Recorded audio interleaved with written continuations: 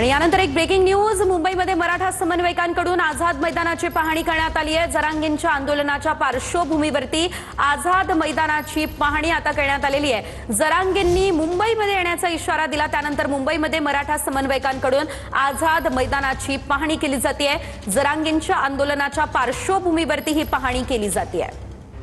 अधिकची अपडेट या संदर्भात आमचे प्रतिनिधी कृष्णा सोनारवाडकर यांच्याकडून घेऊयात। ते आपल्यासोबत थेट जोडले गेलेले आहेत। कृष्णा, आपण पाहतोय पुन्हा एकदा मुंबई जाम करण्याचा इशारा देण्यात आला आणि त्या पार्श्वभूमीवरती आझाद मैदानाची देखील पाहणी केली जाते। काय अपडेट या संदर्भात? सेजल, गेल्या वर्षी मनोज जरांगे यांचं गणेशोत्सवाच्या काळामध्येच मुंबईमध्ये मोठं आंदोलन पाहायला मिळालेलं होतं आणि मुंबईच्या आझाद मैदानाबरोबरच मुंबईच्या रस्त्यांवरती सुद्धा मराठा समाजाची ताकद पाहायला मिळालेली होती। मात्र यावेळेला पुन्हा एकदा 29 ऑगस्टपासून मनोज जरांगेंचं उपोषण सुरू होते आणि ते आंतरवलीत सराटीत होईल किंवा मुंबईच्या आझाद मैदानात होईल, असे दोन पर्याय जे आहेत ते सध्या सुचवण्यात आलेले आहेत। आणि त्या अनुषंगानं मराठा समाजाचं शिष्टमंडळ समन्वयक जे आहेत ते मुंबईच्या आझाद मैदानामध्ये पोहोचलेले आहेत। त्यांच्याकडून मैदानाची पाहणी केली जाते की नेमका स्टेज कुठं असेल, त्याचबरोबर बसण्याची व्यवस्था कशी असेल आणि या सगळ्यानंतर पुन्हा एकदा चर्चा करून मनोज जरांगे हे आपलं उपोषणाचं लोकेशन ठरवतील। सध्या तरी मनोज जरांगे हे आंतरवली सराटीमध्येच आंदोलन करतील किंवा उपोषण करतील अशा पद्धतीची माहिती त्यांच्याकडून देण्यात येते। मात्र पर्याय म्हणून मुंबईच्या आझाद मैदानाचा सुद्धा विचार त्यांच्या वतीने करण्यात आलेला आहे। याच्या आधी त्यांनी मुंबईमध्ये पुन्हा एकदा येण्याचा इशारा दिलेला होता आणि त्यानुसार सगळ्या हालचाली आता मराठा समाजाच्या वतीनं सुरू झालेल्या आहेत। मात्र गेल्या वर्षी ज्या पद्धतीने मुंबईच्या आझाद मैदानामध्ये उपोषण झालं आणि मुंबईमध्ये चक्काजाम आंदोलन करण्यात आलं, त्यानंतर हायकोर्टानं त्यामध्ये हस्तक्षेप केलेला होता आणि हे आंदोलन तातडीनं संपवा असं हायकोर्टानं सांगितल्यानंतर मनोज जरांगे यांनी उपोषण सोडलेलं होतं। त्यातल्या काही तत्वता मागण्या ज्या आहेत त्या त्यांच्या मान्य करण्यात आलेल्या होत्या। मात्र पुन्हा यावेळेला यंदाही अशाच पद्धतीने उपोषण करण्याचा इशारा मनोज जरांगे पाटील यांनी दिलेला आहे आणि त्या अनुषंगाने या सगळ्या मैदानाची पाहणी या मराठा समन्वयकांकडून केली जाते आहे। आज रविवार आहे आणि त्यामुळे मुंबईच्या आझाद मैदानामध्ये कुठल्याही पद्धतीचं आंदोलन किंवा उपोषण केलं जात नाही। मात्र तरी सुद्धा या सगळ्या मैदानाची पाहणी करून त्याचबरोबर स्टेज आणि बसण्याची आसन व्यवस्था कशा पद्धतीची असेल किंवा इथे काय काय तयारी करावी लागेल या अनुषंगाने ही सगळी खबरदारी घेतली जाते आहे। मराठा समन्वयक महेश सावंत आणि इतर जे काही पदाधिकारी आहेत ते सुद्धा त्या ठिकाणी पोहोचलेले आहेत। अगदीच धन्यवाद। अगदीच धन्यवाद कृष्णा दिलेल्या सर्व सविस्तर अपडेटसाठी। तर आपण पाहतोय मुंबईमध्ये आझाद मैदानाची ही पाहणी करण्यात आलेली आहे। मराठा समन्वयक या ठिकाणी दाखल झालेले आहेत आणि त्यांच्याकडून ही पाहणी करण्यात आली आहे। महिन्यात आपण गेल्या वर्षी आपण सर्व एकत्र भेटलो होतो, तिथे आंदोलन झालं होतं।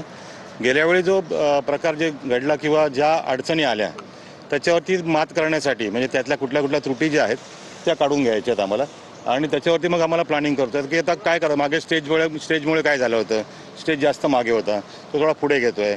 मागे तुम्हालाच फिरायला जागा नव्हती, म्हणजे तुम्हाला जेव्हा मीडियाला याच्या तिकडे चिखल झाला होता, पण गेल्या वेळी आपण ती खडी टाकली तर तो एक प्रकार चांगला झाला आहे। अजून किती चांगला करू शकतो, पावसाळी दिवस आहेत, ह्या सगळ्या गोष्टी आहेत। मग येणारा जो आमचा जो मालक वर्ग आहे म्हणजे जो बेसिकली शेतकरी आणि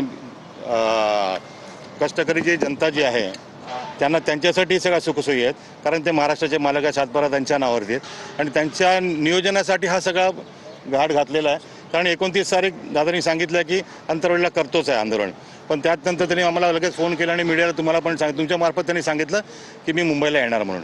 आणि गेल्या वर्षी जे काही आंदोलन झालेलं होतं त्याची दखल हायकोर्टाने घेतलेली होती, कारण आझाद मैदानाच्या बाहेर सुद्धा अनेक आंदोलक फिरत होते।